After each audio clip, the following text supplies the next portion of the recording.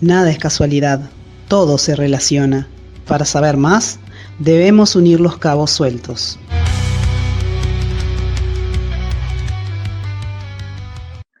Hola, ¿qué tal? Iniciamos otra edición de Cabos Sueltos, un espacio donde aspiramos a conectar realidades, sensibilidades y tendencias poco conocidas o sobre las cuales se tienen percepciones erróneas. Como siempre decimos, entre tanta confusión se trata de que encontremos y conectemos los cabos sueltos.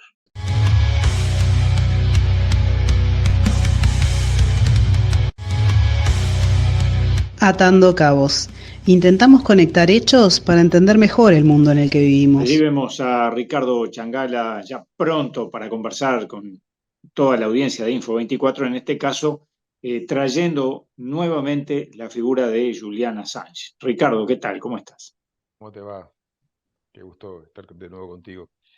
Sí, el 1 de octubre, a ver si conseguimos la imagen ahí. Vamos a ver. Perfecto. ¿Estamos bien ahí? Sí. Perfecto, perfecto. Resulta que el 1 de octubre, hace unos días, fue la primera aparición pública de Julian Assange después de su liberación hace ya unos meses de su cárcel en Reino Unido, etcétera. Bueno, todos sabemos la situación. Este hombre que, Sí. mi modesta opinión, es una especie de héroe moderno por todo lo que ha hecho y lo que ha logrado hacer. Dijo un par de frases en esta comparecencia en el Parlamento Europeo, en Estrasburgo, que me parecen altamente relevantes e importantes. Una primera frase fue: hoy no estoy aquí porque el sistema haya funcionado. Hoy estoy libre porque me declaré culpable de hacer periodismo. Porque exactamente eso fue lo que pasó. Yo lo que hice fue conseguir una fuente de una información que me pareció relevante y divulgarla. Eso fue lo que hice. Y por eso me han perseguido todo lo que ha pasado.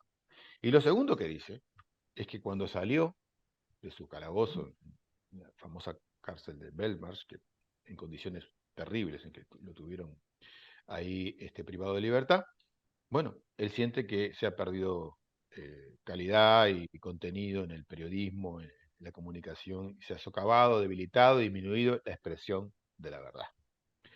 Entonces me parece interesante esa reflexión porque vale para muchas cosas, en épocas como las actuales, con tantos problemas, tanto conflicto que todos los días vemos, en el contexto de las fake news y bueno, y todo lo que tenemos para decir sobre las plataformas digitales. Ya hemos hablado otras veces sobre ese tema, no quiero abundar lo que ya hemos conversado.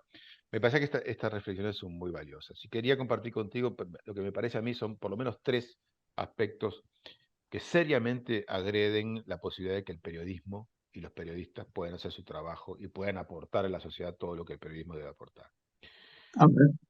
Lo primero bueno, es la persecución física, ¿no? De encarcelamiento, criminalización y muerte de periodistas en el mundo, que sigue ocurriendo todos los días. Ahí en pantalla tenemos, por ejemplo, estos informes de Reporteros Sin Fronteras, ¿no? El año pasado, el 23, vemos ahí los lugares donde hubo asesinato de periodistas.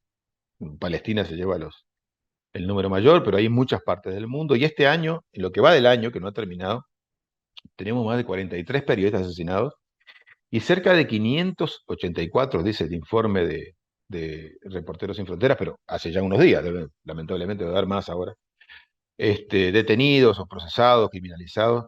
Todos estos números de gente que ha sido o fallecido, criminalizada por o en el contexto del ejercicio de su profesión, no por otras circunstancias. Pero estamos hablando de números que uno debería pensar que no tendría que pasar estas cosas en el mundo y sigue pasando y seguramente todos conocemos, y mucho más vos que estás en eso todos los días, problemas constantes, ¿no? Con distintos niveles, pero estamos hablando acá de muertes y personas procesadas, ni hablar otros niveles de violación de la actividad de los periodistas, ¿no? Eso es un tema.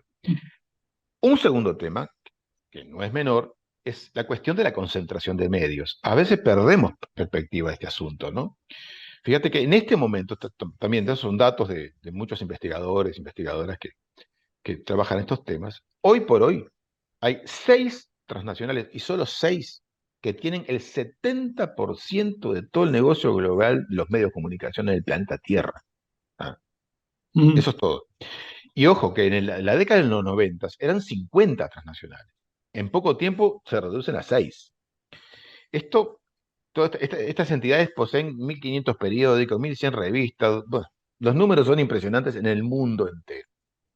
Si nos venimos a América Latina, hay 4 grupos que tienen buena parte de los medios, como Televisa, Globo, Clarín, el Grupo Cineros en Venezuela. O sea que la concentración cada vez es mayor, con lo que eso implica desde muchos puntos de vista.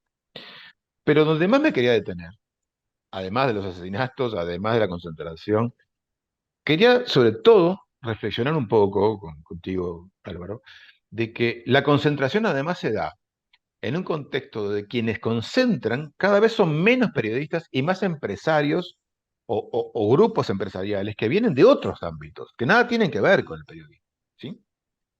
Por dar algunos ejemplos, el Washington Post hoy, básicamente su propietario es Jeff Bezos, que es el dueño de Amazon y muchas otras cosas, ¿no? O el Boston Globe, también de un personaje, un empresario que tiene muchas cosas. O Warren Buffett, que es el propietario de muchísimos medios en el mundo, pero en el mundo, básicamente casi todo el mundo del norte, digamos, tanto desde Asia, Europa, Estados Unidos. O, por ejemplo, el New York Times, que es, la propiedad del New York Times hoy es de una empresa, que es New York Times Company, que cuando uno mira así, bueno, pero cuando ingresa a ver quiénes están ahí, son muchísimas empresas que se dedican a cualquier otra cosa. Y en todos estos casos que estoy mencionando, siempre hay presencia, de mayor o menor medida, de los grandes bancos y fondos de inversión del mundo, como por ejemplo BlackRock y el Grupo Vanguard, que tienen intereses variados en muchos sectores de la economía, entre otros en las industrias armamentísticas, ¿no? Por ejemplo.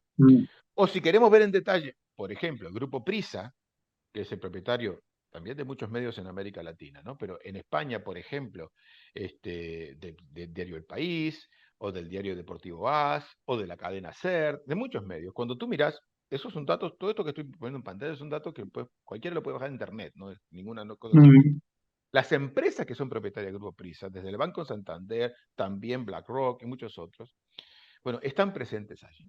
¿Y cuál es la relevancia de esto, en definitiva? Por supuesto que los grandes medios de comunicación siempre tuvieron propietarios, salvo los que son corporativos, que son los de menos, los operativos, que son la minoridad, ¿verdad?